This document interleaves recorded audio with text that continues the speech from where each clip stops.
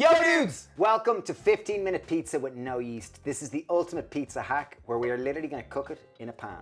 If you're following some traditional pizza process, it could take anywhere from 4 days, 5 days, a week, depending on how long you like to ferment your dough or leave it. Also, it could take a few hours in a simple yeast pizza. This is none of that. We are using simple self-raising flour, simple 3-ingredient base, and as we said, we're going to cook it in the pan and it will be ready from start to finish in 15 minutes. Okay, first up we're going to make our dough. We have some self-raising flour, so this has the rising agent in it. We have 200 grams of self-raising flour and into the bowl it goes. Rather than having to even sieve it, just take a whisk and just take out any lumps, just to help.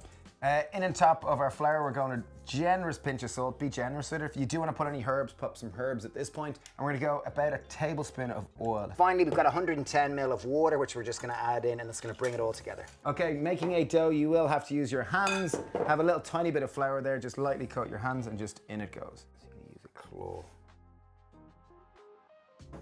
Okay, so we are bringing our dough together and we're careful not to over knead it. By kneading it, we'll actually develop gluten and then we'll need more time to rest. We literally want to bring this together to keep it light, crumbly, and just enable more aeration. So we're going to lightly flour our work surface, just make it easier to roll out. Okay, so cut your dough in half. This makes 2 pizzas. Cut them in half. Because we're going to cook this in our frying pan. Flour the top again. Take your rolling pin and just roll it out until you get a nice circle. Just keep moving it around until you get a lovely flat dough. We don't want this too thick. Heat up our pan. Easiest way to transfer the dough is just pick it up and roll it around your sleeve. There's going to be less likelihood of it breaking, and just carefully pop it into the pan. So we're just going to turn it over. I'm just using my hand. You can use a thong if you want. I just want to make sure that I don't want it to get too brown on the bottom. This will raise a little bit because of the self-raising flour. Over a couple of minutes. It's probably going to take 3 minutes on each side to brown it, and we do want both sides to brown. Okay, bring in our toppings. You can top with whatever you want. First up, we've got a simple little bit of tomato sauce left over from last night's bolognese. I'm going to pop that on and use this for the base of our pizza. So on this is just a little bit of passata, maple syrup, and a pinch of salt. Okay, so I'm going to go with a little bit of kale just to bring some health into this pizza. So it could be rocket or whatever kind of greens you want. We're only just putting a little bit on just so you get the contrast and the pop of color. I've got a little bit of avocado here.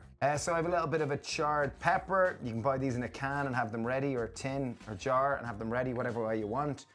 Here's a nice simple little hack, because this is 15 minutes start to finish. You could add a cheese of choice, or here's just a very simple I'm going to call cashew it feta. We've got a handful of cashew nuts, a pinch of salt, a little bit of lime.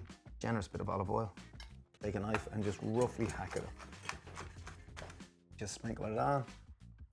As we said, this is a collection of ideas. We're going to go in a couple of dollops of pesto of the world. Possibly the world's best pesto.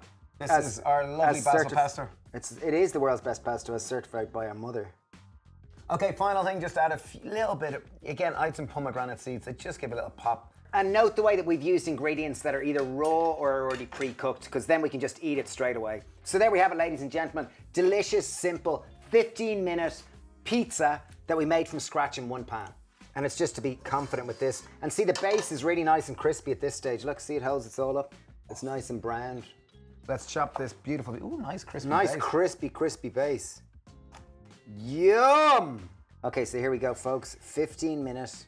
No need. No yeast, no knead, simple pizza. It looks amazing. It really does. Shape pretty well. Yeah, I'm salivating. Here we go, folks. Mmm. It actually has a slight smoke taste almost. Crispy base. Pesto goes fantastically well in it. Cashew cheese, as you said. It's pretty good. This is a wonderful pizza hack for those moments when you don't want to order a pizza, you kind of don't feel like waiting. This literally takes 15 minutes start to finish. No yeast, you can use whatever you have in the cupboards and it tastes great. An amazing way to use any leftover veg or leftover condiments that you have. Like, really game changer, super simple and easy in one pan. So let us know what you think down below. We'd love to hear. Would you make this? Will you make this? Have you made it? Is this blasphemous?